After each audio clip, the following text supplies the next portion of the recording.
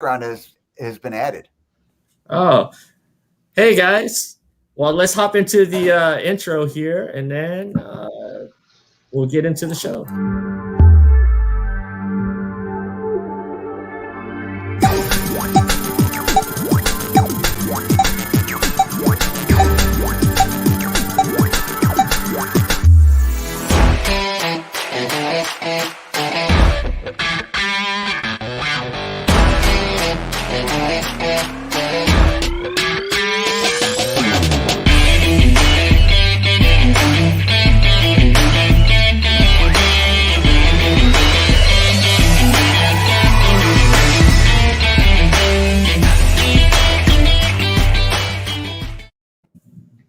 Hey, welcome to this beautiful Saturday. How's everybody doing? Fantastic. Yeah, not bad. We're back at it. Back at our shenanigans. Back at the shenanigans. That's right. And Nicole will be with us momentarily. She's getting a child a peanut butter and jelly sandwich and some coffee for herself because, need to be caffeinated. Peanut butter is the best. Right? Ryan, why aren't you in the show? Yeah, I asked Ryan to join us, but he said he was going to sit this one out. Yeah, okay. So, yeah, I thoroughly enjoy peanut butter and apples. That's my chop up little apples and dip it with peanut butter, and man, for me, that's the bomb diggity. All right. Yeah, I like how he said food. Chopped up. That's what you did there. Baraka. I'm doing the Baraka. Yeah, so Master Pesina, welcome back. It's been almost a year. We're just, a couple weeks shy of a year since you've been on our show. And, last time we talked about the original Mortal Kombat film and the original games, and then kind of your teachings that you do there in Chicago, right? Yeah, in Chicago, which is sunny but cold, a little cold. Cold, yeah. When was the last time you guys got some snow? Probably last week. We got some 70 weather, and then I thought it was going to be cool. I was like, finally, go outdoors more. And then all of a sudden, the next week, it snowed. That's like us here in Winnipeg. It's like it'll be really nice like today, and then all of a sudden, out of nowhere, it'll be like snowstorm. Yeah. So for those just joining us, Master Pesina is the OG Johnny Cage and the ninjas from the first two Mortal Kombat games. You've done some stunt coordinating for some films. You were a foot soldier, right? Teenage Mutant Ninja Turtles Part 2. Yep. I am retro. I am Mr. Retro. Mr. Retro. And speaking of retro, I love the arcade behind you. Yeah, the 1-up. I got a fan actually gave me the 1-up. He's like, "Oh, I'm going to give you a 1-up, and maybe one day on Twitch." I started doing Twitch, which leads me to this really brief interjection. What you guys do as podcasters is really difficult. I did not really know until I started doing Twitch of how difficult. Everybody thinks like, oh, you just get a camera and just go at it. No, there's a lot to it. It's a flipping lot of work. You guys are, man, and my hat's off to you. I didn't even realize it because I'm usually jumping on the camera and just blah, blah, blah, and done.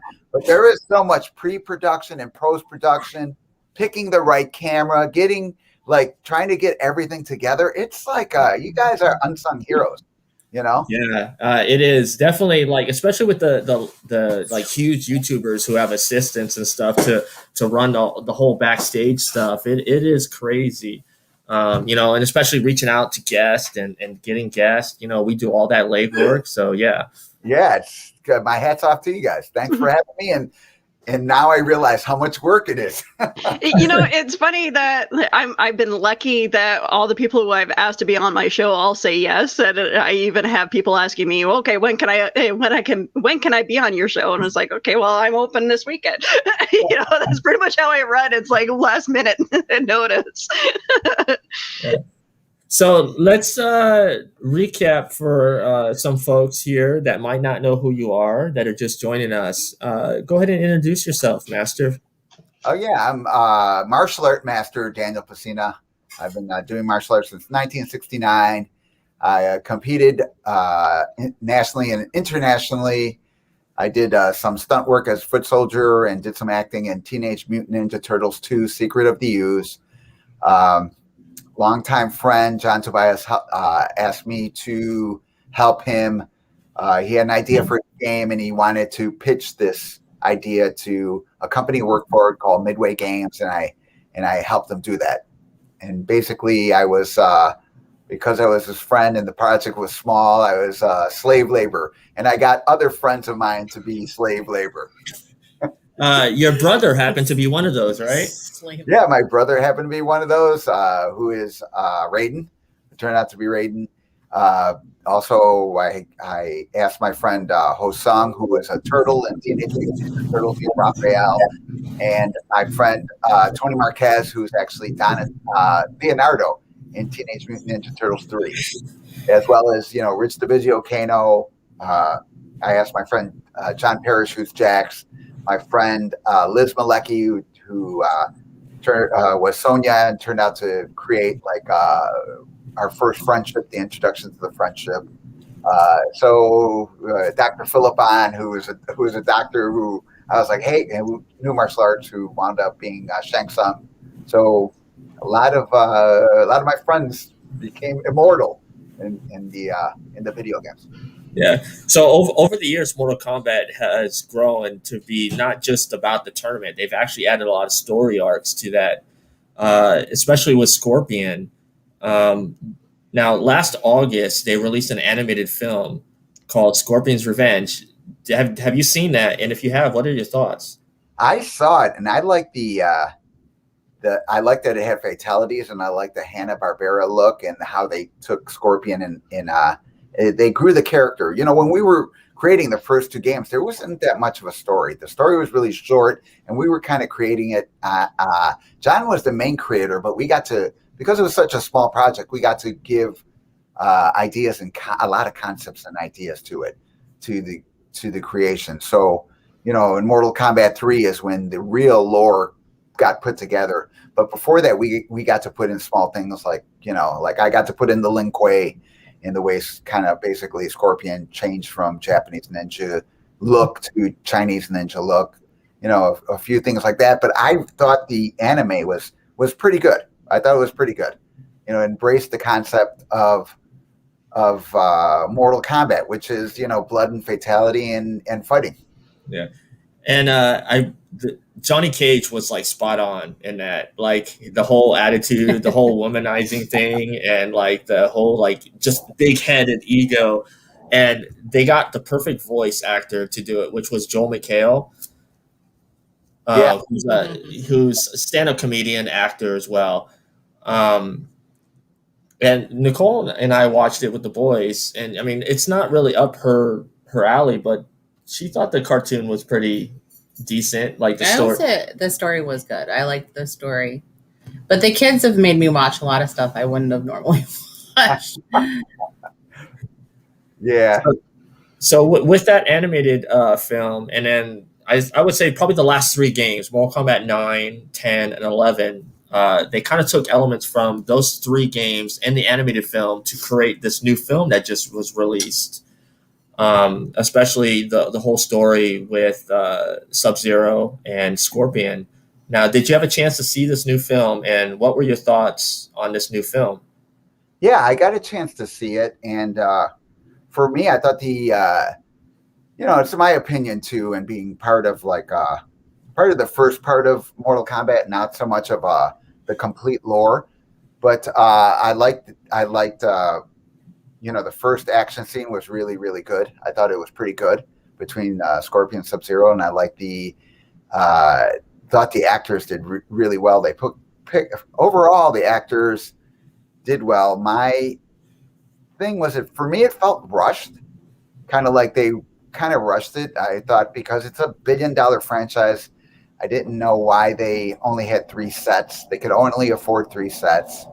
They basically had the Cole set, and then they had the Raiden set, and then they had the Underworld set. and I was just kind of a little disappointed at that. Also, as I said, the acting part was really good, and for the fighting, it was kind of for me it was iffy because it seemed like the Asians could fight and the non-Asians cannot fight, and even it's Mortal Kombat. So if you cannot fight just because you get a power that the other guys already have a power, doesn't mean it makes you on equal terms. You have to come in with some kind of skill. So I was hoping that like Sonya and Jax and even Cole would have like higher martial art capabilities. Their fight set scenes a little bit more Stagnant. Yeah, a little more clumsy or stagnant for their fight set as far as like martial arts. Sure, they could brawl, but anybody in a film, everybody can brawl. I was hoping to get more like their action should have looked like Kung Lao's or Liu Kang's action. You know what I mean? It should have been cool like that. Yeah. I liked how most of the main cast, with the exception of I think 3, were all legit martial artists, and I think that was important in the casting. I mean, if you've seen The Raid, which is probably one of the best martial arts films ever, I mean, I'd put The Raid right up there with Enter the Dragon as the top 2, in my opinion, best martial arts films. So when they bring somebody of that caliber into this, as you say, $1 billion franchise, you had me hooked. I was like, he's probably one of the fastest martial artists alive today. And then the actor who played Kung Lao is actually part of Jackie Chan's stunt team. So you knew you were going to get something good there. And then Louis Tan, who played Cole, I don't know if you've ever met him, but he's a pretty good martial artist. I have seen some of his stuff outside of acting, and I don't know how familiar you are with any of them in martial arts part. Yeah, I think you're only as good as what the people around you are too. Like, yeah, and what you're written as. Like, I don't think they wrote Cole as a martial artist. Like, I know he was a mixed martial artist, a legacy, but he wasn't very good in the first place. Like, that's my point. He wasn't a good fighter in the first place, so he wasn't going to come with a lot of skill. Yeah, I think like that. Like I said, that HBO series Warrior is like, I'm a big fan of that, and I'm a big fan of most of their work. But I think that you hit it on the head. It's like, he wasn't a good in MMA fights. He didn't do well, and then all of a sudden he's matched up against Sub-Zero, who actually is like a terror. Sub-Zero is ruling. The whole thing, and these martial arts are in the film they portrayed him really, really well. Just a couple. Just not to throw out spoilers, but Sub-Zero is all right with killing women and children at one point, but then all of a sudden he saves them at another point. It just didn't make that much sense. It was like, what? And then it seemed like, they didn't want to spend money, so they took Aquaman's suit and they put it on Cole. At least that's what it looked like for me. It's just like, oh my God, you guys make $1 billion a year. Spend some of it, man. Don't break the fans' heart. Yeah. Well, one of my friends did bring up a picture of one of the fighters from one of the Mortal Kombat games. I don't remember the name. He starts with a K, but his suit is very similar to Cole's in the movie, with the things on the side. Rings. Yeah, I think it was our friend TJ had brought up a photo of the character. I want to say it was like from Mortal Kombat 7 or right around there. There's so many different games. I lost count on which one it was, but I wonder if sometimes the CGI makes it look a certain way and it's really supposed to be something else. Because I didn't feel like it was fins. I felt like it was more like they were supposed to be rings, like the brass rings that. Oh, the iron, something like that. Yeah, Southern Kung It was Fu. weird. It looked weird once he's standing there. Yeah. after it's already on, it looked a little weird. Well, I think all the budget went to Sub-Zero special effects. Deservedly so. Deservedly they so. were good special effects though. Like, yeah, it was really. I enjoyed like the way they used Kung Lao's fatality. I wasn't happy that they, got rid of him so easily, too. Kind of like really easily. I mean, he is, in Mortal Kombat, Kung Lao is the, who's the heroes in Mortal Kombat? First it's Liu Kang, then it's Kung Lao. Johnny Cage is the sidekick for both of them. So it was just kind of what.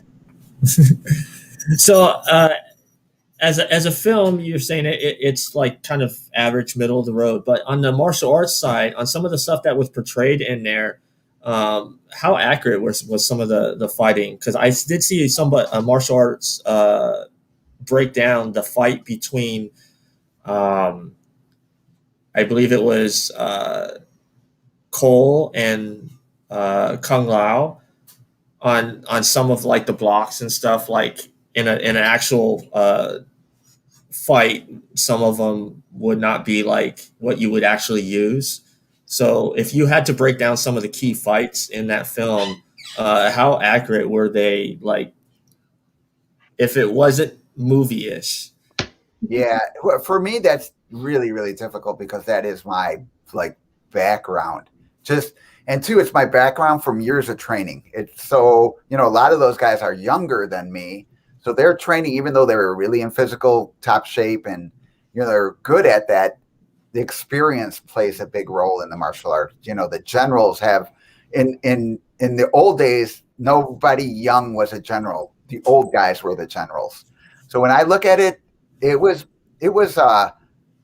most of it was like the general fighting together was pretty good, but I was just hoping that they'd give it more of the raid look, more something like that. I was expecting, for lack of a better word, non-American fighting, or like.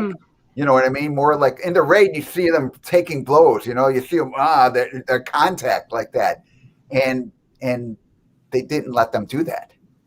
And I think they should have kind of, because those guys have experience. It's different than just hiring somebody who've only been doing martial arts 3 or 4 years. Those guys have been doing martial arts for a long time. So if they played it slow and you slow it down, they could actually have a little bit more impact. On their like the face like that, like in the raid, they weren't getting hit horribly, but they were getting hit, to make it look really good. And that's what I really thought that they were going to go for. So again, that's why I said, I was like, the actors did really well, but the whoever, something in the fights for me, whether it was the director or the fight choreographer, somebody fell short there. Yeah. There really needs to be a clause for you to be the consultant on these movies. Thank you. Yeah. So, but again, I was like, overall, the movie overall, I really enjoyed it. It has its things because you hear names, so you expect one thing, and then you get a different thing, and your I guess kind of deeper expectations. I really thought that everybody would have a solid martial art background. It didn't look like Jax or Sonya really knew any martial arts when I saw them move. I was like, maybe somebody taught them a little bit, but they look a little clumsy when they're kicking and punching. Yeah. Yeah. The actor who plays Jax is actually Jimmy Olsen from the CW Supergirl TV series. Okay. Yeah. I feel like they made him kind of wimpy. Like, maybe it wasn't anywhere near. Like he didn't come off like he was like someone that went to the military. I mean, even in the cartoon, like, not just even the way that they're animated, but the way they sound. Like the voice actor, there was just punch to his voice that made him sound like he was tougher than. Yeah, I agree. That could be it. Like I said, it was just kind of, thank God they had Kano to save one side of it, because he's scary. he carried a big part of the movie. You know, Sub-Zero, the old Sub-Zero and Scorpion really carried their parts of the movie. You know, Kung Lao did pretty well. Liu Kang, they didn't really show him. You know, it seemed like they didn't highlight him enough for me. You know, and then with Jax and Sonya, I wish they would have picked actors who knew martial arts. Yeah. Because Mortal Kombat is about martial arts. Yeah, I did love the throwback to the games. The scene with Liu Kang and Kano when they're practicing, and he kept doing the roundhouse trip. It was like, I remember playing Mortal Kombat 1 and 2 and having people just like, seriously, is that all you're going to do? Yeah. And then have Kano jump in the same way that your characters would jump in the game. That was just like, it was really kind of like a jab at all those players, and I thought that was funny. It was funny because Brian's like, "Did you get the joke?" I'm like, "How would I get the joke? Like, I'm not a gamer. Like, I struggle playing anything the kids want me to play now, and I'm like, I'm not having fun. I'd rather just watch you at this point." Yeah. So now I want to ask, since you're the OG Johnny Cage, there are a lot of movement in social media that people want The Miz to play Johnny Cage because he can pull off the egotisticness of Johnny Cage. I mean, he already does it in WWE. But I would like to hear your thoughts on who you think should play Johnny Cage in the sequel, because, I mean, the movie's been out for a while. People know that he's been kind of hinted at. Yeah, I actually have met The Miz before backstage at a WWE event that I attended. He kind of freaked out. He's like, "You're Johnny Cage." He goes, "I pushed my character off you," and I was like, "I know you." So he's awesome. For me, it just depends. They need to, if they have The Miz, he's good actor, very athletic, looks flexible. Give him 3 months of martial art lessons. If you're going to like serious lessons, though. Yes, yes. Even not so much like the horse dance, but start teaching him like combinations from different styles. You know what I mean? So that way, when he's doing, a lot of people, when they put their hands up, they put their hands up right away. I could tell, like, oh, you've never ever fought. You know what I mean? Even people who do like, oh, I do cardio kickboxing. When I look at them, I'm like, correct, because nobody holds your body like that. Even in Mortal Kombat 3 or 4, some of the wacky postures they have, I'm like, oh my God, you guys are making fun of martial artists, right? I hope, because no respectable martial arts holds that pose like, characters 3, 4, 5, and 6. I'm like, just listen. Get a martial art guy and listen to him. Let them create the postures. That's what John did. John had me because he was like, I don't know anything about martial arts, and I want this game to be martial arts. So that's why I asked my friend Danny to be in the game. You know what I mean? To help in the game. So I think that over time, a lot of people have this idea like, oh, I want to show you. I don't know any martial arts, but I'm going to show you how to do martial arts. Dude, I don't do that. I don't be like, hey, you don't program right, so let me teach you how to program. No, everybody. Even in Mortal Kombat 1, it was successful because they let me do all the martial arts stuff. They let John did not only the graphics and stuff like that, but it was his idea, and Ed did the programming, and that's why number 1 was so great, and then we went to do number 2. So it was like a collaboration and a team. So if you get Miz, have him learn some lessons, by a martial artist.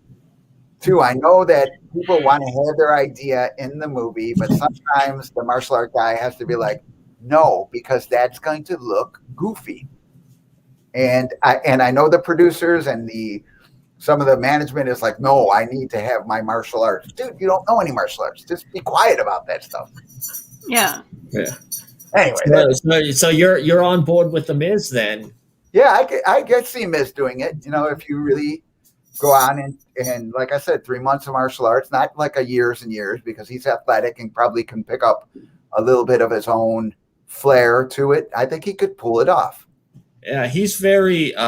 If you have not seen it, it's on Peacock because that's where all the WWE stuff is. There's a documentary on The Miz on how he started. I highly recommend everyone to check that out. He is someone who has been told that he was never going to make it pretty much his whole life. Rocky Led Zeppelin, you know. Even when he was in school, they told me he wasn't good. So the other name that was kind of thrown around that I've been seeing on social media is Scott Adkins. I don't know who that is. Scott Adkins. I think I saw some video of him. I would think, for me personally, you know, coming from that old school Mortal Kombat, I think the Miz looks more like Johnny Cage than Scott Adkins, just by the look. If you look at, you know what I mean? If you look at the pictures of, you know, that John drew, you know, even though I was kind of like reference and everything like that, just the body physique looks more like the Miz than Mr. Adkins.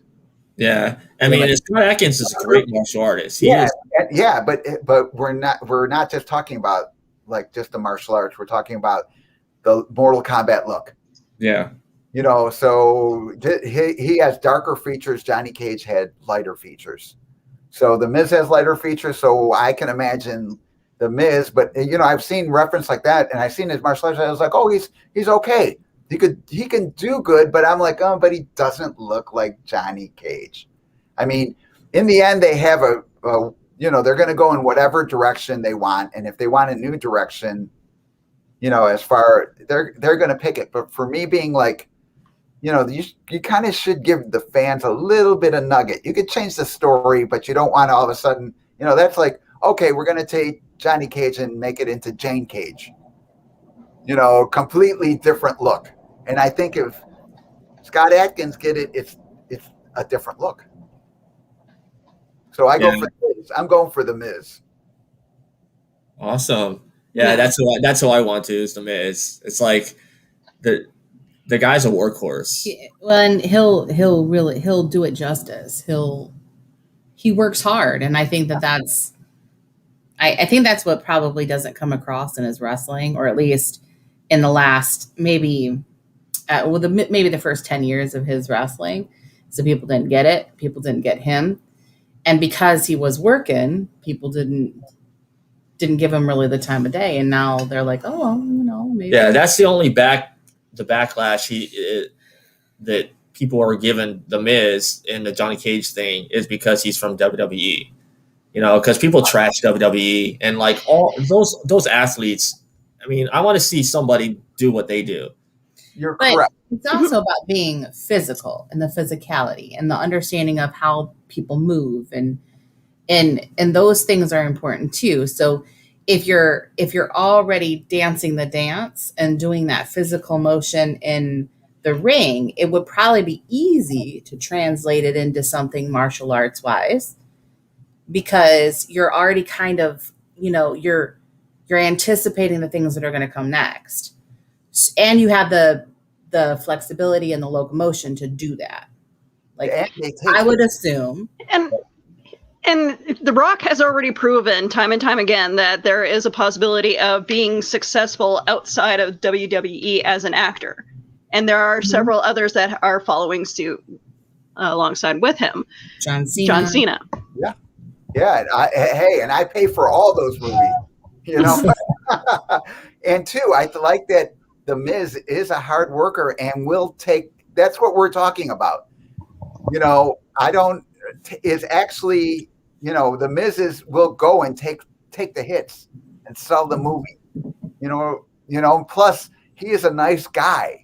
You know, he has his persona, but in real life, he is actually a really down to earth guy that you can go out and have a Coke with or a beer with.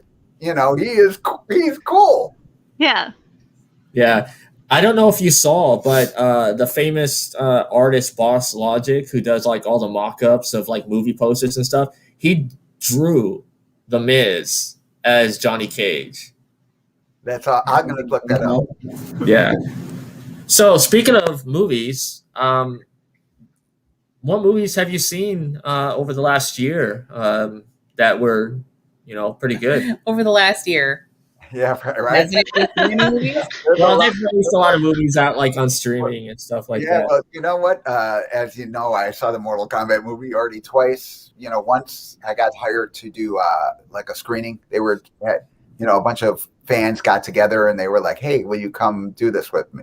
Come watch this with us." So I went and did that, and then a couple of shows where they had a stream party with it. I watched it again, happily with people. So naturally King Kong Godzilla, because I am a big Godzilla fan. So I liked every single Godzilla movie, even the quirky ones that people are like, "Oh, that wasn't Godzilla." No, it's still Godzilla. It's kind of like, for me, it's kind of like Star Wars or Star Wars. People are like, "Oh, it's not Star Wars." What do you mean it's not Star Wars? I love Star Wars. It has some characters that are better than others, but as a whole, Star Wars is still Star Wars. You're not going to be surprised if you're digging up everything about Star Wars and then they're like, "Oh, they didn't surprise me." Well, yeah, you spent a year and a half digging up everything on the internet. Yeah. Not be surprised. How can you be surprised? So, during this Mortal Kombat movie, I made sure I did not watch any trailers.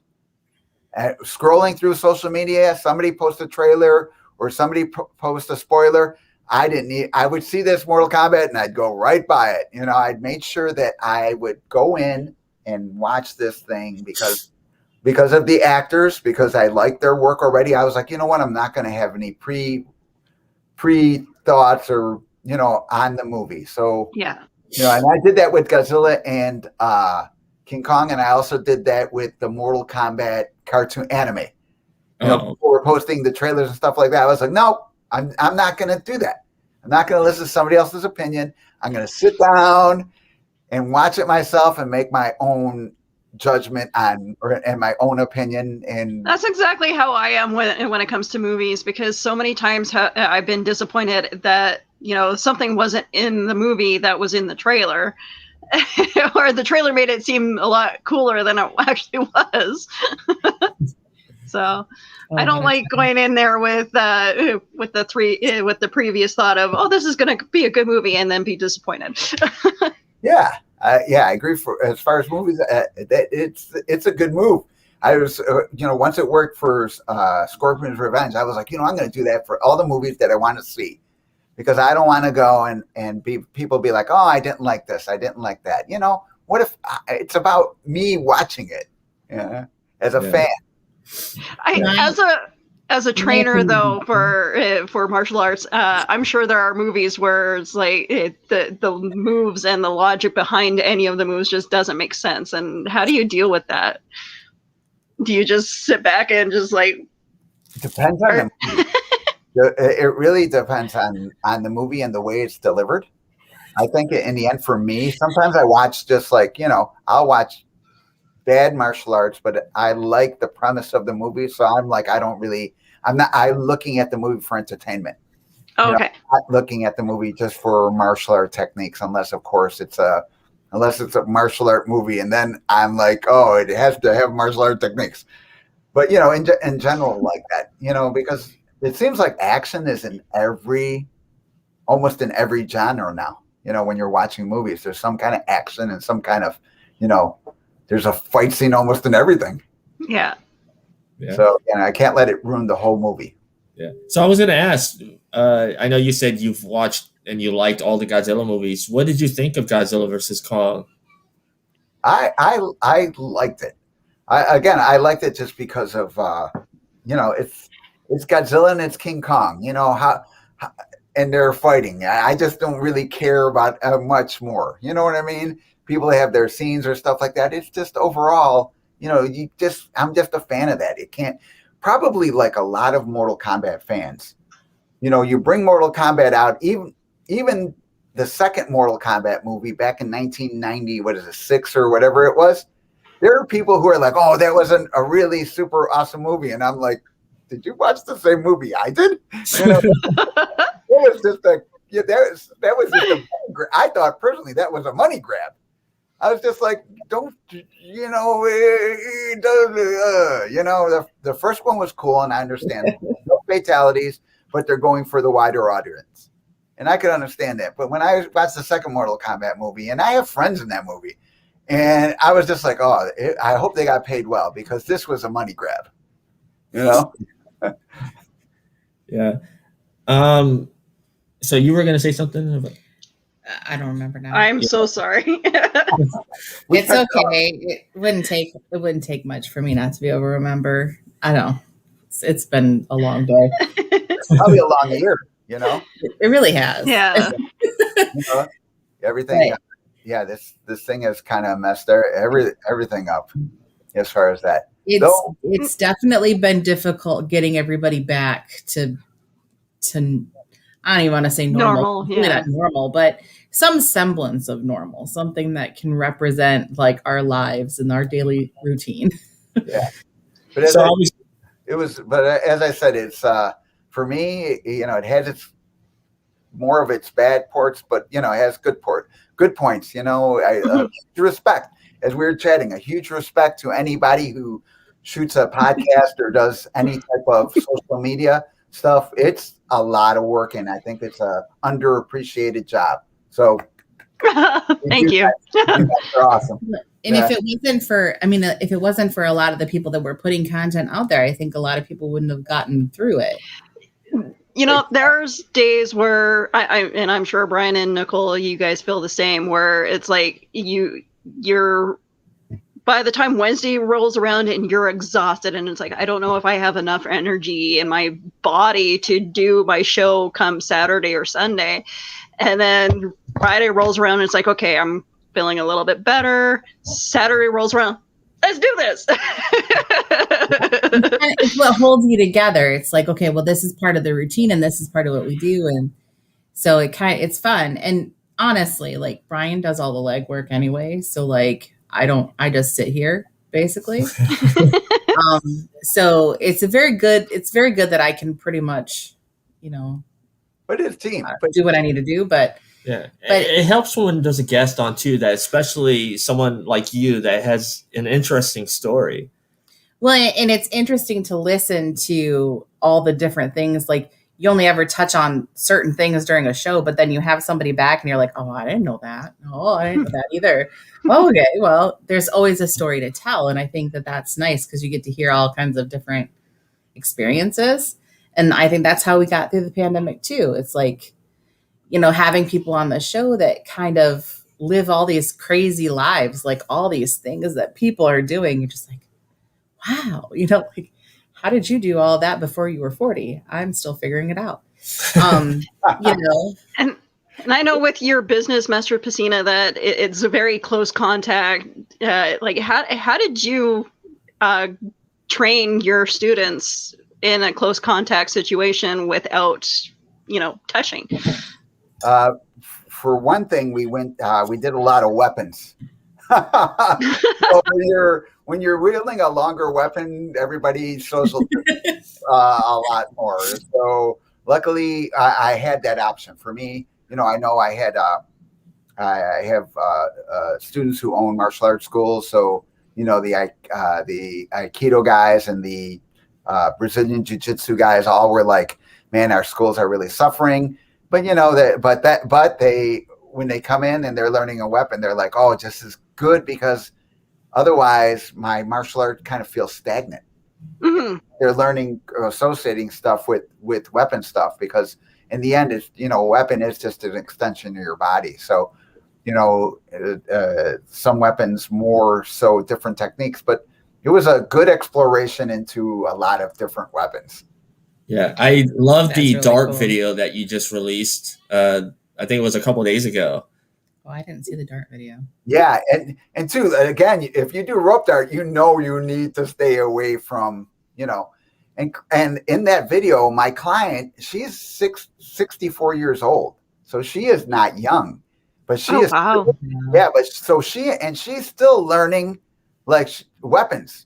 You know, sure, she's not you don't have to embrace the physical, bluntness of it to learn the weapon. She's learning the weapon for the art, and she could wield a weapon, and she understands like martial concepts. So, it's really cool for her to be like, oh, I'm going to try this, sophisticated weapon and do, you're 64 years old and you're learning this brand new weapon. And I'm going to post the next video I show is like I'm doing this particularly difficult technique, and she actually right off the bat looks at it and she could do it. It's like, oh my God, that's awesome. That is awesome.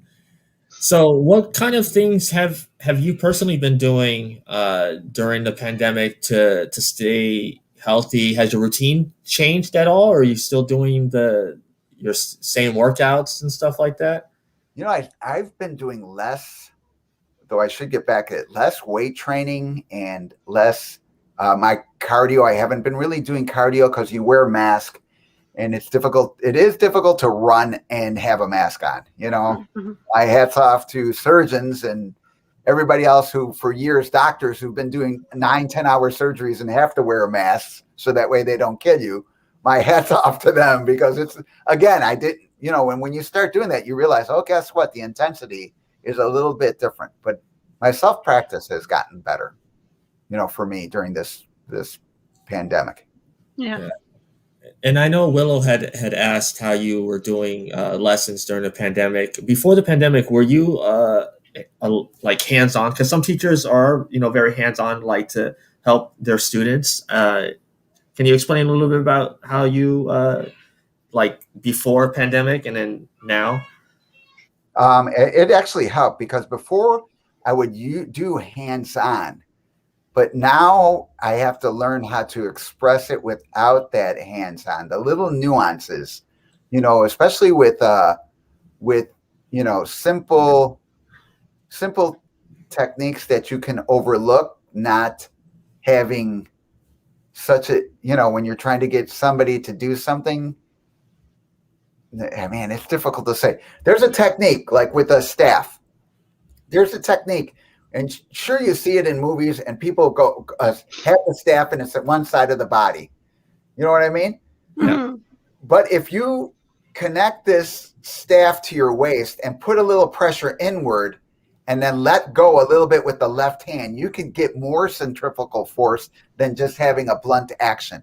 So a lot of my students, I had them working on that particular technique, and they were really surprised how that little movement would generate more power. And that crossed over too to my older clients, like the client we're talking about. She's 64. When she was doing that, she was like, now I can understand how a 64 can beat up a 21-year-old. That is awesome, though. I love that. If the 21-year-old lets their guard down and there's a particular technique, she's like, man, you could finish him with that, I see what you did. Really, because all of a sudden you expect it to come out a certain way, and that little movement magnifies it. So all of a sudden, if and then you do the follow-up, she's like, I can see how in the old days you can never had a chance to really be arrogant or let your guard down. That's awesome. That's actually, I just see the 64. I was like, yeah, I don't want to run into her in the grocery store. When you think about going down the wrong aisle. You didn't follow the arrows. Put your mask on. But when you think about it, though, like when you think about experience and age, just little things that I think we look at differently, like, you can't do something, but you can do this. And so that's what you concentrate on. So for her, it might not be the stamina of it. It might be that one thing that puts her, in the over the top, or I don't know. I'm trying to say words. Elevate her and help her explore the art deeper.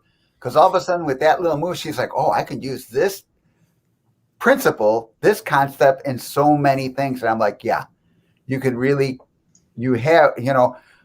it doesn't solve anything, but it just makes it higher, makes you think more about, the art. And when you have that creating art, you really can dive deep into the art. It's just like drawing. If you're just like, with the pandemic, I know a lot of probably artists have improved because they're drawing, and then now, what am I going to do? Well, I'll draw some more. And when you draw some more, I always tell my students, rule number one, practice makes you better. And it sounds like it's simple until you really think about, oh yeah, the actual practice, not going out and partying with your friends, to take those 3 hours and just practice your drawing, because now there is no partying with your friends. You're inside. When I'm bored, artists are never bored.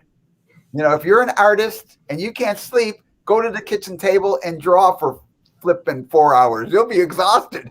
But I think that goes for anything. Like if you're practicing it, that action of fine tuning anything you're doing is important to whatever you're learning. Yeah. I know that a lot of people say that it's hard to do. It's hard to feel like you're improving until you've mastered certain concepts. So like you're going through the motions of doing certain things, but are you really fine tuning what you're doing? Are you really conscious of those actions? Yeah, that could be true for anybody, even somebody who critiques movies. Oh, I can't sleep. Well, turn on the movie, get your pen out. And right, what do you like about it and what you hate about it? Yeah, what you hate about it. And then you realize, like, you know what? This is a movie that I never thought that I would review, and now I'm going to make sure that I review it on my podcast. So it could go through so much: books, movies, guitar playing, martial arts. It transfers so in so many areas, and I think a lot of people have probably not super a lot, but there is enough people who got that concept, who all of a sudden are just a little. I have friends who are writers who actually are like, with this pandemic, I actually wrote a book and started a new one, and before I would have not, because I would be running around to the grocery store and making time, a little bit extra time here and there for friends. But now that I'm stuck at home, I actually wrote a book. Yeah. It's that focus and determination. It changes when your opinions about things change. Mm-hmm. Like when you find out you really do have time, so make time. Yeah. It's about making time for those things that you like to do. Yeah, for yourself. I say that about reading and everything that I don't do a lot of anymore because I replaced it with sleep or something similar to sleep because that's what I don't get enough of. Mm-hmm. So I'm a bit curious now. How many rules do you have, and what are these rules in your class? I have a bunch of smart aleck rules. There's 12 basic rules. I don't know if I can do them offhand. But your rule number one is exercise makes you tired. Because when you exercise, everybody's like, "Oh, exercise gives me energy." I don't know about you, but after I'm done exercising, I feel pretty tired. So, and practice makes you better. Mm-hmm. So you think, naturally practice makes you better, but no. Have you actually tried to practice and then realize that makes you better? Because a lot of people are like, "Oh, that makes sense." Same thing with stretching. Stretching makes you more flexible, but almost everybody I know hates stretching, because it's freaking difficult. Yeah. So you make time to do it, and you realize, like, oh man, I feel, when I'm doing it, I don't feel good. But later on, I'm like, oh yeah, that helped a lot. Relieve some stress. So little things like that. I wish I had my phone because I have them all listed down, which I look at once in a while. I have 12 that are kind of like that. Oh, if it hurts, don't do it. My students I'm looking at my student making all these faces. I'm like, you're all right, and it hurts, and I'm like, don't do that. Back up a little. It's exercise. Exercise should make you uncomfortable, but it shouldn't really make you hurt. So if it's hurting, you got not. And then they're like, oh, so first of all, ask yourself, is it uncomfortable or does it hurt? And they're like, oh, this is uncomfortable. Okay, then just work it out. But if it hurts, don't do that. Do you have a story? That's more relevant with age. If it hurts, don't do it. Is there a story that, if you're allowed to share, from one of your lessons, whether pandemic or pre-pandemic, that is kind of funny, that if you want to share? Do you have any of those like stories between you and a student or a couple students that you can remember? Yeah, well, no. This morning I was teaching, like, everyone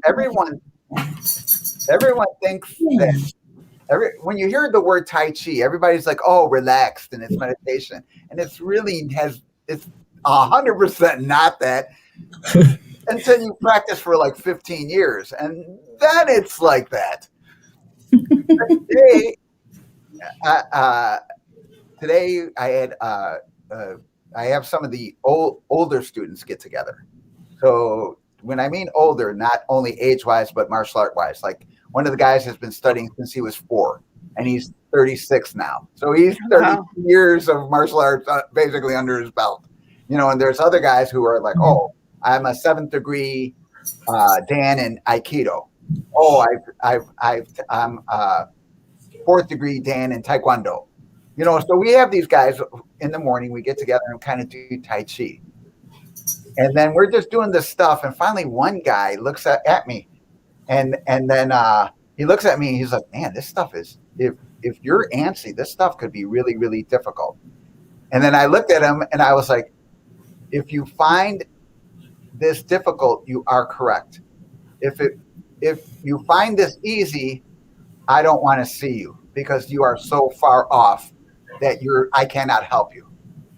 And everybody's laughing, but it was like just over general movements. You think you're doing this movement, gentle movement, but when he finally clicked in him, I could see when he's doing that, I was like, he finally clicked on you. And when you find it difficult, that means you find it achievable, because you have an idea of how much work it is to do that. It's kind of like guitar playing, and you get something, or even drawing a hand.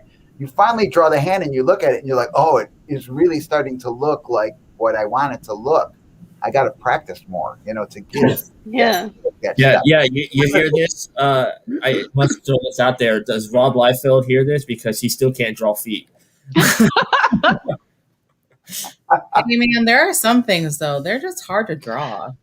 Yeah. No matter what. Hands and feet have always been the difficult thing for me. So a lot of my drawings end up with, people with their hands behind their backs, or they're in a situation where, the hands aren't being shown. One time I came into my mother's kitchen, and my brother, John Tobias, another guy, Andy Kadelka, who drew the first Mortal Kombat comic book, just had papers and papers of hands, and that's why I use it. They were just sitting there hours drawing a hand in different positions over and over and over again. Yeah. Yeah. So it's like, it just takes practice, But that's where focus and determination comes in, because you're like, I'm going to practice this until I get it right.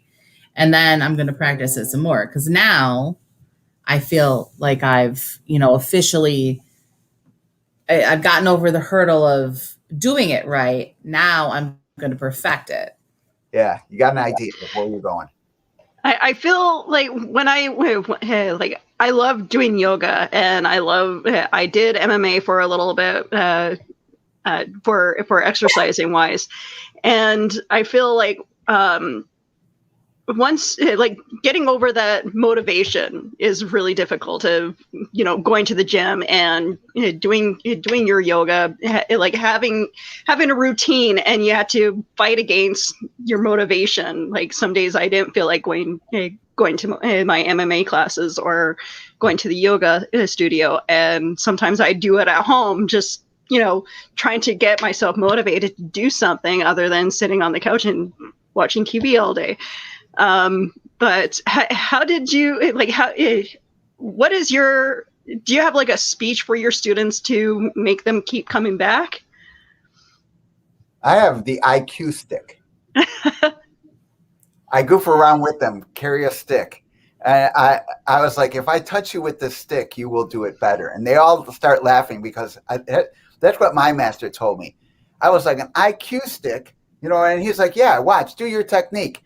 And I kind of did the technique over and he's just watching me doing it over and over. And one time I was just kind of half-heartedly did it. And he whacked me with the stick. Not really terribly hard, but enough to be like, startle me. And then I realized, oh, I have to make sure that every time I do this, I have to do it with presence. I have to do it like I want to learn it. I can't just go like that or anything like that. So I was like, and he's like, oh, you got smarter. And I was like, yeah. He goes, if you stand up, then you stand up. But when you practice, you must practice. So I was just like, oh, so I relate that story and a couple of other stories like that. Yeah. And he's the one who actually told me when I was like, man, this really hurts. And he's like, don't do that. What are you doing? If it's hurting, you're doing it incorrectly. He goes, it should be uncomfortable. Even if you're doing anything, it should be uncomfortable. If you're hitting like a pole and it starts hurting your hand, stop, hit it lighter because you cannot bend the pole right now. You know what I mean? So go lighter and just kind of learn to, get your wrist correctly and learn to hit with your knuckles and not with other parts that would break. So don't hit it hard, So everything is kind of like that in realization. Yeah. So the IQ stick is a big one. Okay. I got a good one here to change things up. So since the pandemic, has there been any food that you've tried that you haven't tried before, or have you done like some cooking or anything? Food I haven't tried before. No, generally I'll eat anything. Yeah, I get picky if I eat the same thing too many days in a row. So that's how I am. Yeah. Except for pizza. You guys know me and pizza. If you give me pizza, you cannot. I'll do it as we did before. I did Van Damme stuff for pizza. So I will do almost anything for pizza. And for me, with pizza, there's some better than others, but all pizza is good. Mm-hmm. What's your pizza of choice? Whatever you put in front of me without anchovies. But I have been cooking at home more. Like with this pandemic, restaurants were closed and stuff like that. I actually have taken the time to kind of even though some of it is, pre-mixed vegetables or something like that, I tried to be like, oh, I'm not going to use the microwave as much. I'm going to actually turn on the stove and wait those extra minutes for the oven to warm up and to actually cook my food instead of just popping it in. So I've been exploring those options a lot more. What is your go-to that is not pizza? Probably pasta. I love anything pasta. Anything pasta, and it's kind of I've learned that if you get particular about pasta and get a little bit of higher, for lack of a better word, pay a little bit extra for your pasta, you could taste the difference. I could see why the Italians are like, oh, this noodle is different than the other noodle. For a long time I was like, no, they're the same. But really, I started paying attention to what I bought, and I was like, man, these guys have it. This country has it right, because all noodles were the same. But guess what? No, the Italians have it figured out. Every noodle is a little bit different, and that's why they have different names. I was like, oh my God, it's just like in martial arts. This is a punch, this is a palm. This is not a punch. Their noodle, even though it looks the same, it's not the same, and it's wonderful. You got to cook it different ways, different temperatures. So that stuff that discovery is pretty cool.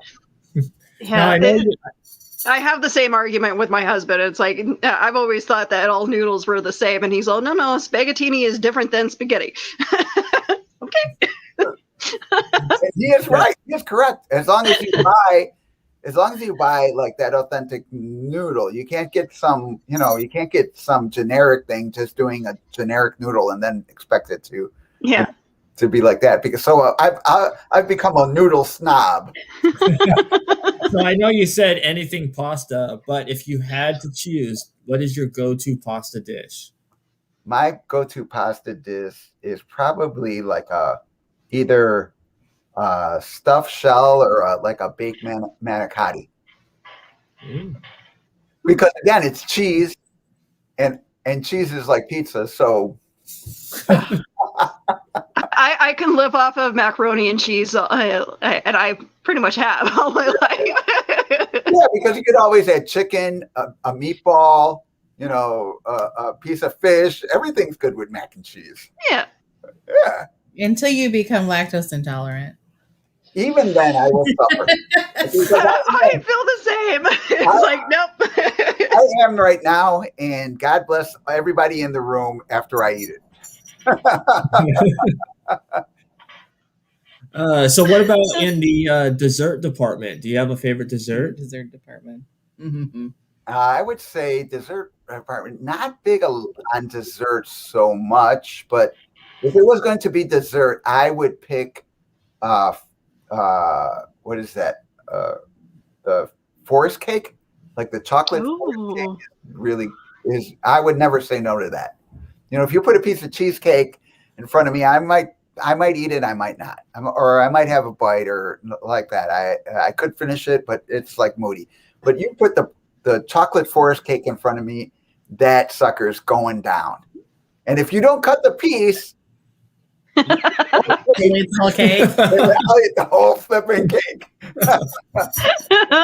What was it the other day? I had something and I was like, I would have rather had chocolate. Yeah. Was it? Oh, I don't remember. Was it the strawberry thing? I was like, it's good, but I'd rather have chocolate. Yeah, the unicorn things. They every time, okay, I love unicorns, but the kids every time they find something with unicorns in it, they're like, let's buy this for mom. So they bring these snack cakes, which I really think they just bought for themselves. But they brought them home because they were a unicorn. And in the inside, I mean, they're okay, but the inside is strawberry. And I don't really like strawberry. But the kids were like, they're pretty good, Mom. You should have one. So I had one. I was like, it's okay. It's just I'd rather have chocolate. Yep. Which is probably why I look the way I look. But anyways. Chocolate is pretty good. I love chocolate. Yeah, heck yeah. So I was going to say that everybody has a pandemic bucket list thing, because everybody was at home. Did you hit a lot of your marks there? I don't really I'm going to tell you, I don't really, fortunately for me, because I got to, for this event thing, I get to travel and do stuff. I don't really have like a big bucket list as far as like things like that. I would like to go to Hawaii and I would like to go to Australia. Other than that, I've pretty much,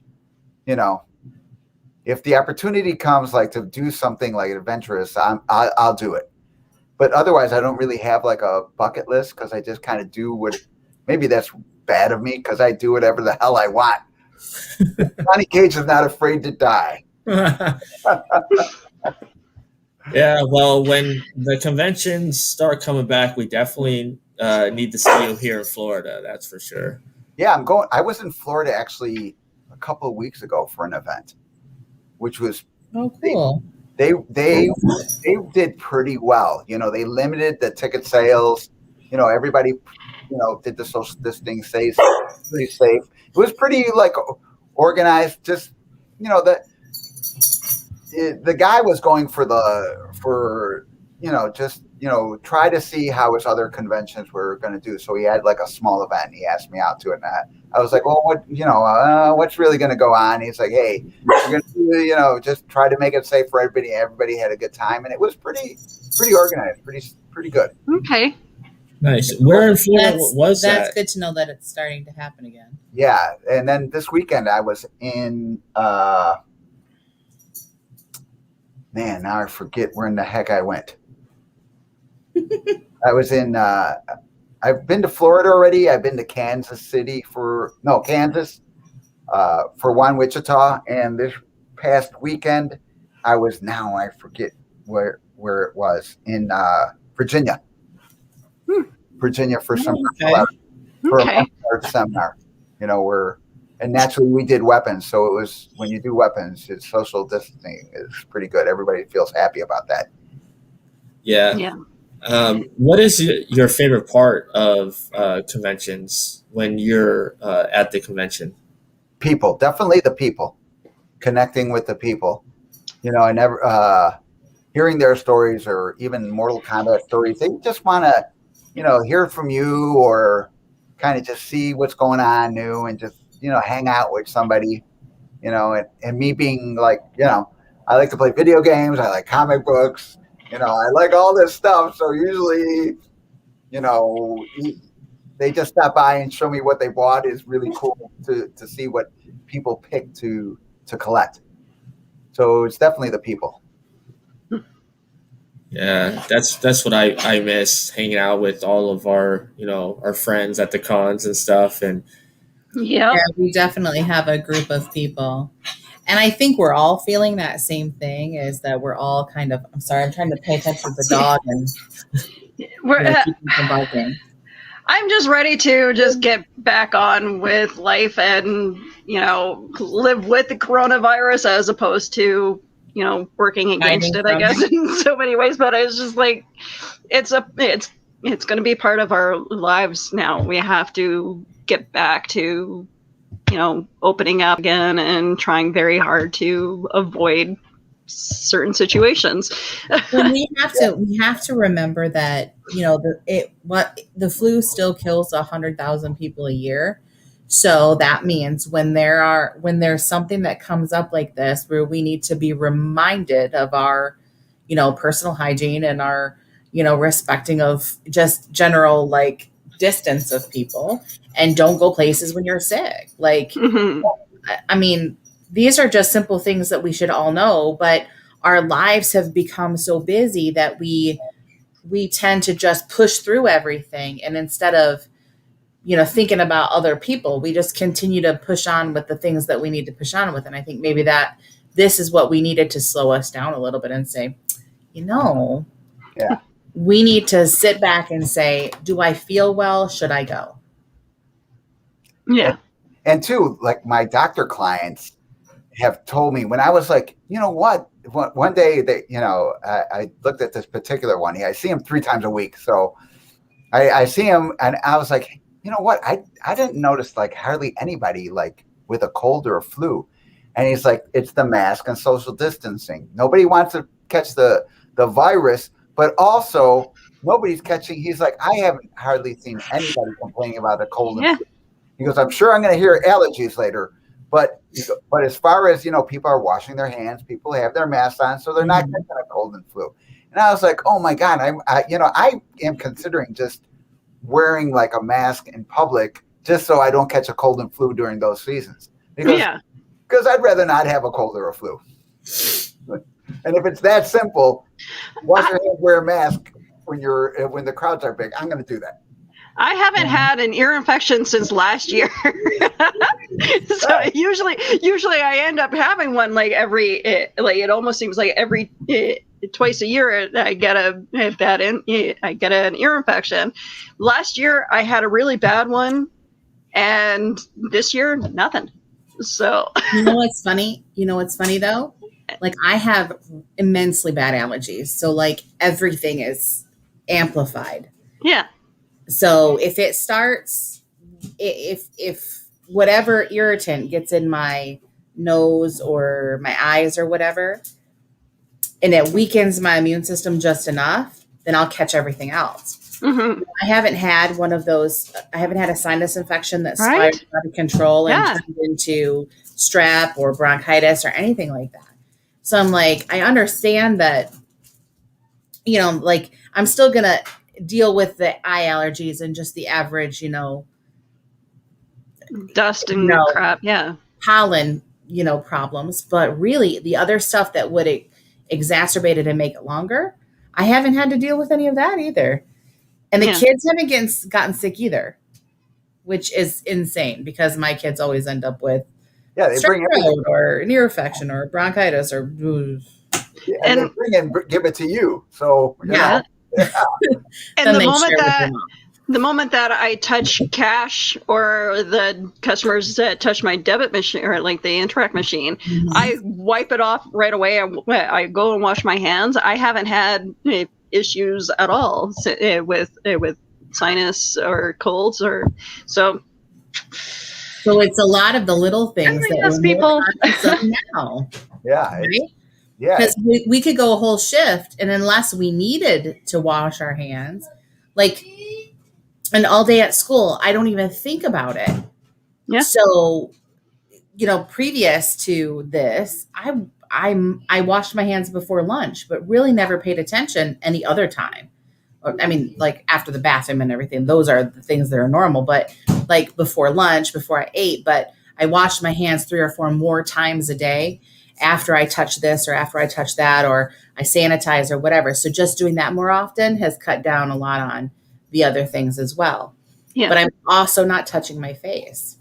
And I try to spend a whole lot less time. Well, not when I'm at home, but since I'm a nail biter, I spend a lot more time with my hands away from my face and out of my mouth. And I think that that's too.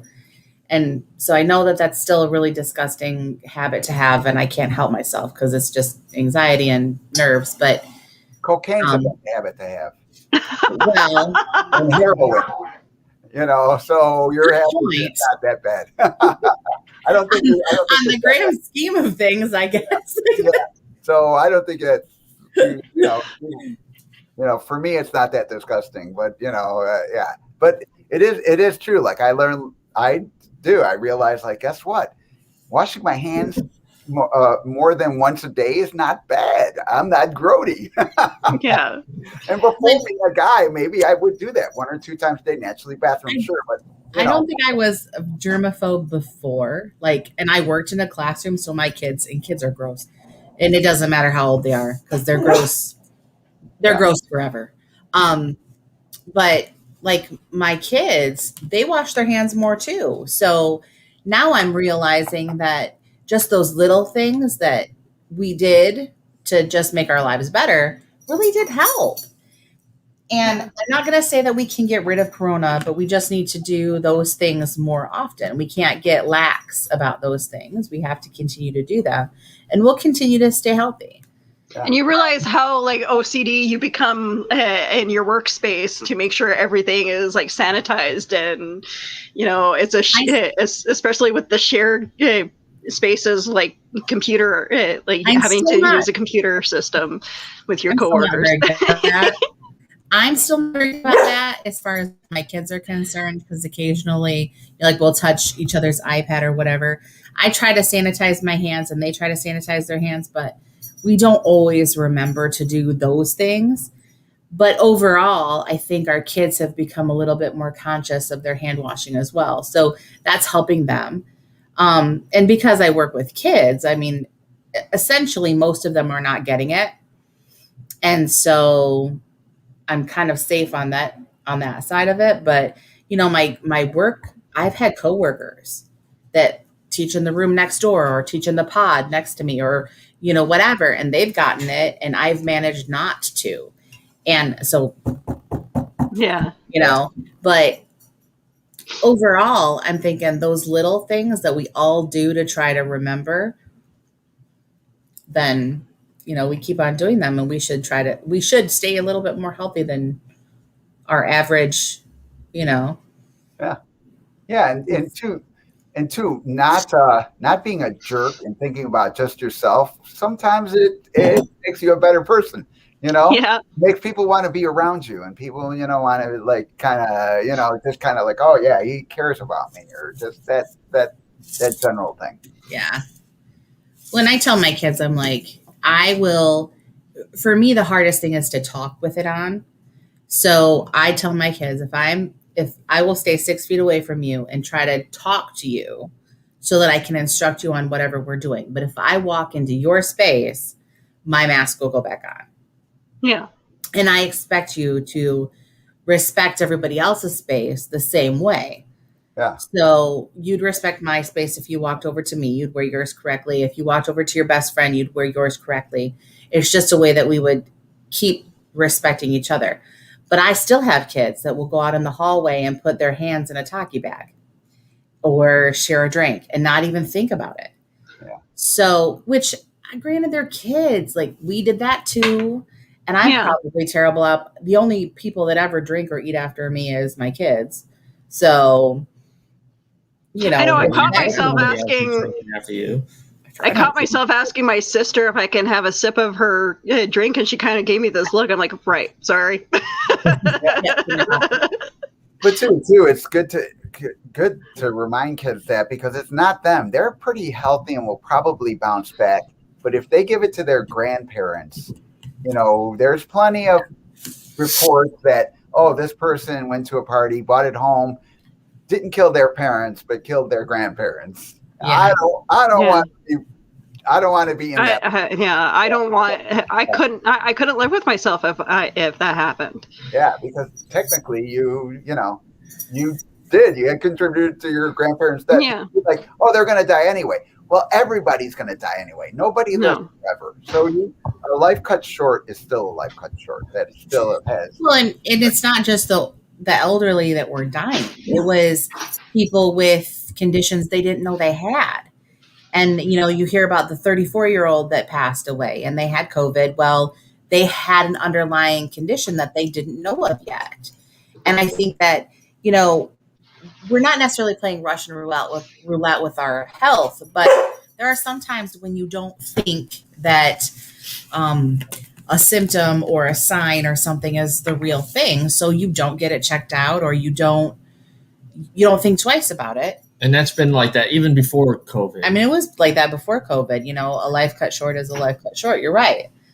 But, yeah, you're right. We have to get on with our lives, too. We can't just hide away and lock ourselves down anymore. We have to open up. We have to say, I'm going to respect as many people as I can. I will stay away from people. If I'm sick, I'm going to stay home.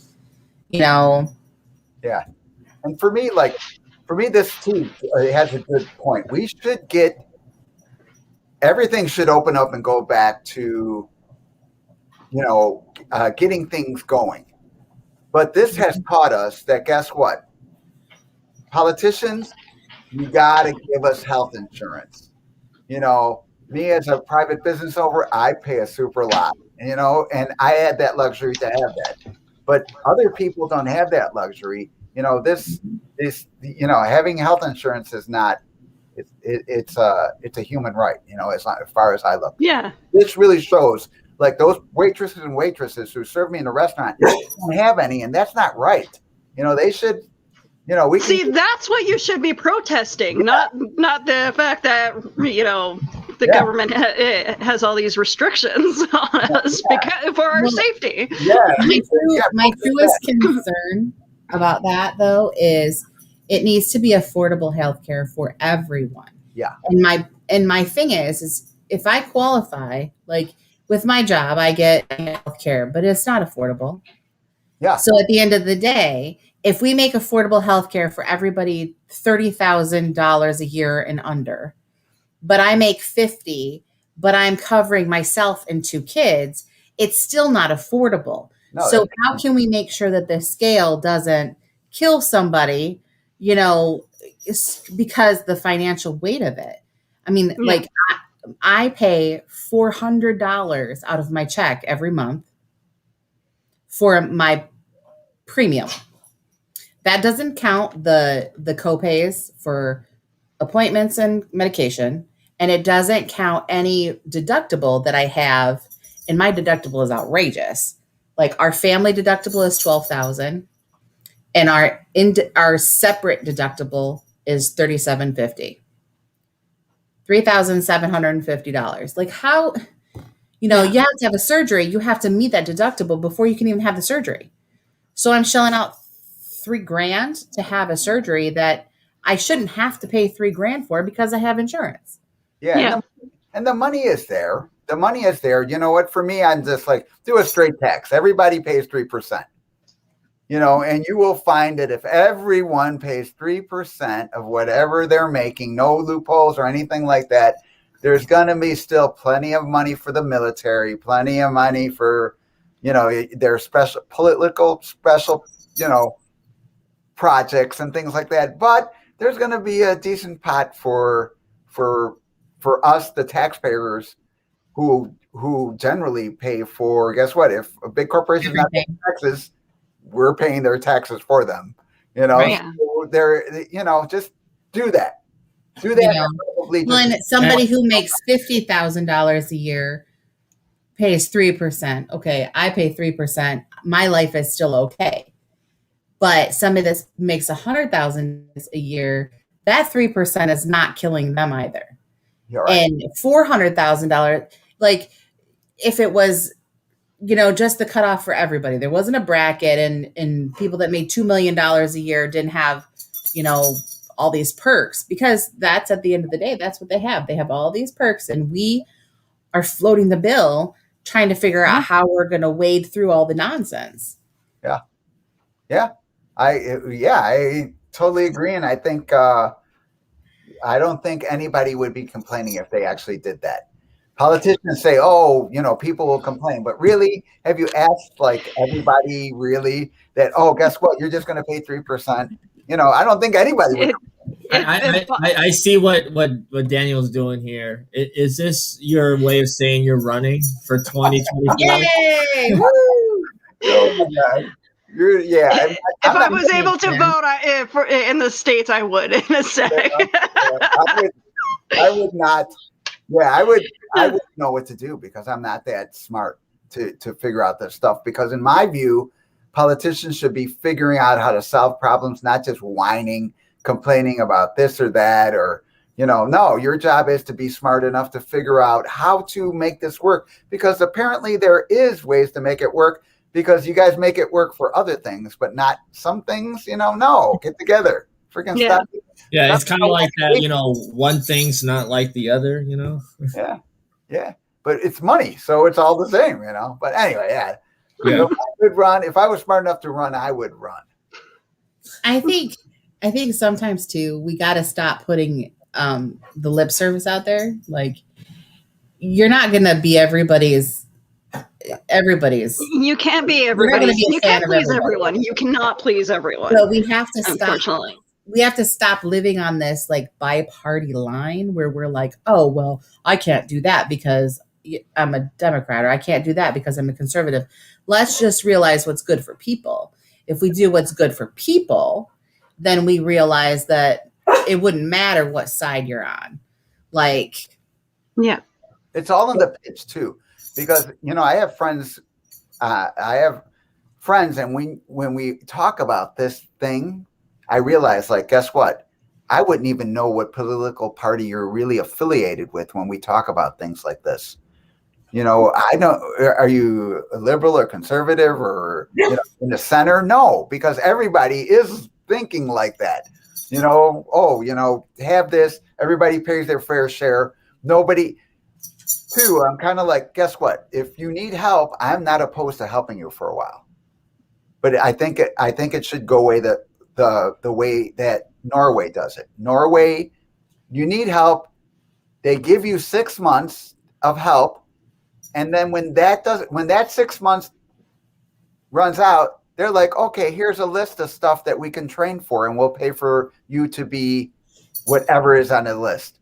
Because in Norway, you have to go to school for 16 months to be a waiter.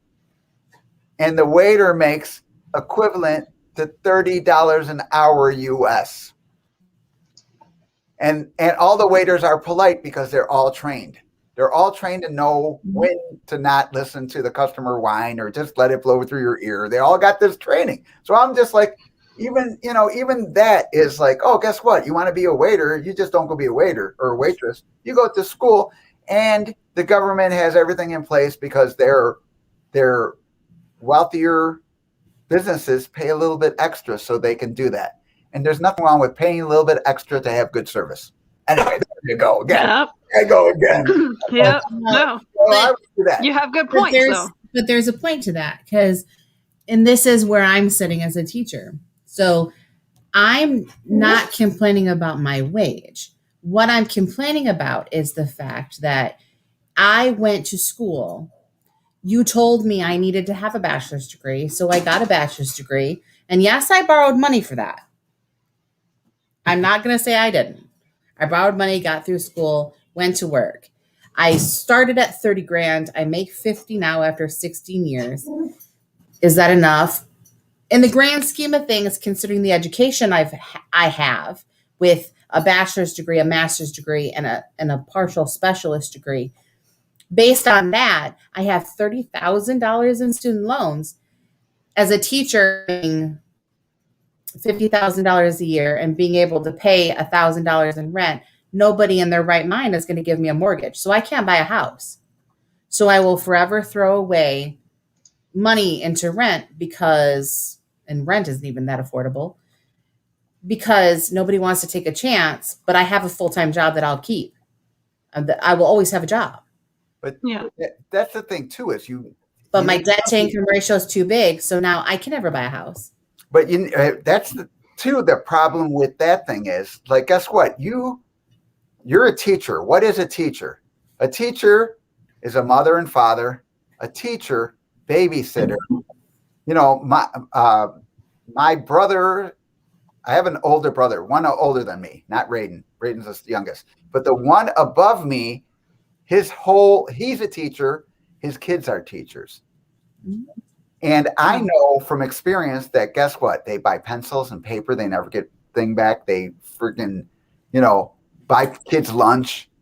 No, a teacher is in charge of a lot. And now it's even more. A teacher has to put their bodies in front of bullets, to protect the kids. So it's even more. Teachers need to be making. So when people whine like, oh, teachers get paid too much. Yeah, if they got $500,000, teachers are worth $250,000, $300,000 a year. If you really look at what they do, the way they shape kids, their responsibility to society.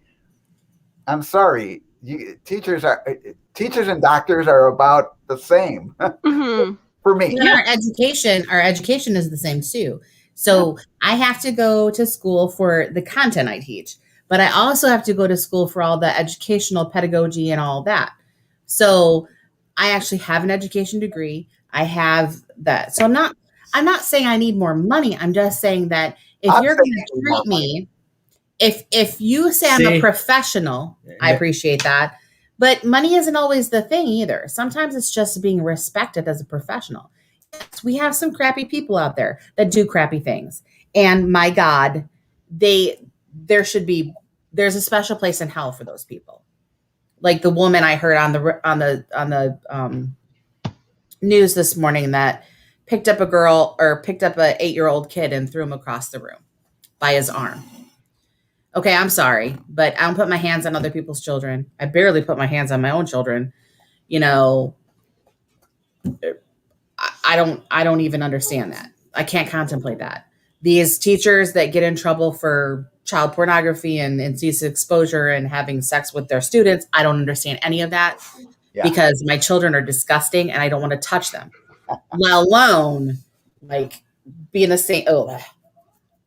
But my point is that, yes, there are bad people, but there are bad doctors. Doctors and dentists and all those people do that too. So we have to stop just thinking that, it's a handful of people that have messed up the profession. No, there's every single one of us. We don't become teachers because we're going to make a lot of money. We don't become teachers because it's going to give us some kind of status. It doesn't. But people need us because they need someone to teach their children, because I'm sorry, I'll teach everybody else's kids, but the second my kids sat at this kitchen table during the pandemic, I wanted to kill both of them. Now, I love my children. I really do. But to teach my child math, I thought it was going to kill him and myself, maybe. I don't know. It was terrible. So I need to send him to school so that somebody else will teach him, because he will listen to them because apparently they're smarter than me. But he goes to school to be taught by them. And I respect those teachers. And so somebody sends their kids to me and I teach them what they need to know. And I think that that's important. But we also need people in the world of higher education to understand that and to stop putting government into it, because government, let teachers make decisions. Treat us like we have the education that we do to know what we're doing. Well, I mean, without teachers, you wouldn't have those government higher ups. You wouldn't have people like Master Pesina. You wouldn't have police officers and doctors and firefighters. Well, because we're the people that cheer those kids on. Yeah. And say, you can be whatever you want to be with this hard work and this determination and all these things we build in school. Like nobody wakes up one day and says, I want to suck at the job I do. Nobody says that. Yeah. Like we all want to go in there. I'm going to go in the classroom every day and reach every kid and they'll be great. And I don't get 100% of that, but it matters to some of them. And that's what I'm there for. The rest of them, it might take 10 years for them to be like, oh, that's what she was talking about. Okay. And then they come back and say, hey, thanks for that. Maybe they don't thank me the day it happens, but maybe they thank me 10 years ago. Or maybe they think about me in a fleeting moment when they're like, dang, she was right. And that's what matters. I've somehow made them a better person. Yeah. But, just treat me like I'm, human. Yeah. A human and a professional. Like I went to school. I put blood, sweat, and tears into a bachelor's degree, into a master's degree. I wrote a 30-page thesis. I sat at the kitchen table and didn't kill my own children during a pandemic. I mean, I just want to be treated like a professional. I hear you.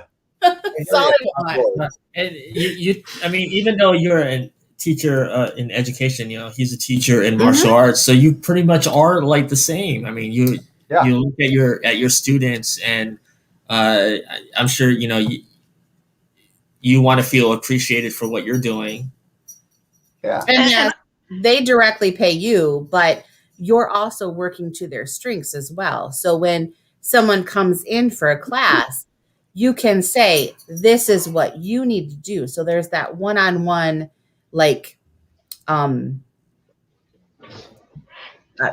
tutelage that goes along with that. Like you're guiding them to what's best for their ability. It's like, these are the things you need to work on. And these are the things that, this is what's next. So yeah, educators we're cheering them on. Yeah, educators are definitely the same, whether, it's a martial art or a teacher in school, or if you're teaching a skill, it's definitely the same. And during this time, we've learned that those are needed and respectable positions. If we didn't have teachers, even going above, I can't even imagine doing classes on Zoom. Oh my God, like that. I do one-on-one classes with Zoom with clients who didn't want to come in. They were like, oh, I don't feel comfortable coming. Okay. But I want to do Zoom classes. Oh my God, that's difficult, man. That's stressful than live. I mean, then one-on-one, because they're like kind of looking around and kind of like this. Hey, what are you doing? Hello. Yeah. Okay. You're right. Your other right hand. I know you teach your students a form of discipline, and when you're dealing with a difficult student, what is your go-to method to calm yourself and keep yourself from, throwing a stick at them? It hasn't always been like that, but I just kind of learned just to change the subject, just change what I'm teaching. If they're not getting it and they can't get it, I'm like, wait a minute. I try to think of something else that I can later on be like, oh, this is kind of like what you were trying to get. See how you got that? There's like this. But then again, that comes with time and education. That's it all ties in, that experience and being able to recognize and do that. So it's like difficult. It's like, don't do hands, do feet, draw feet for a while. Yeah. I got a question, because Nicole had put up a post. Here's what I do. I swear inside my head. And then I remember they're just kids and I do something different because I'm like, okay, well, let's do this.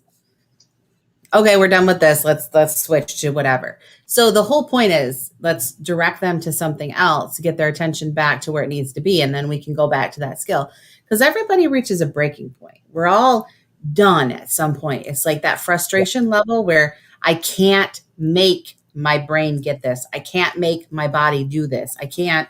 I'm not there yet, whatever it is. And we have to figure out how to not build a wall. Because I'm telling you, like, once you think you can't do it, you're done. Like you're done. Yeah. So, I mean, hats off to anybody who has to do the physical part of it. Because you said yoga and I went, yeah, I love yoga, except for when I see myself do yoga. And then I'm like, and then I fall over and then it's all over. But I'm not graceful at all. So before we wrap things up, I did want to ask you this because Nicole had put up a post because this is Teacher Appreciation Week, which, teachers should be appreciated all the time. But she reached out. She was like, if you're a former student or whatever, about, what is it about me that you appreciated or whatever? Do you have students that you are still in contact that you've worked with years and years ago that, come to you and say, thank you for this or that? I've had, it's a thing that teachers get, I've had, students like that. I did, a while ago, one time I was at, just not thinking about it, but somebody mentioned, hey, you're in this book. And I was like, what?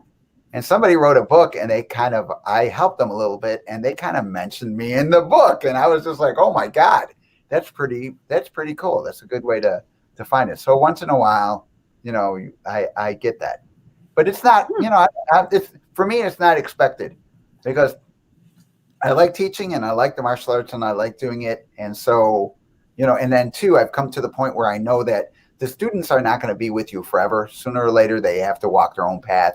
And you're here to teach them for however long they get that path.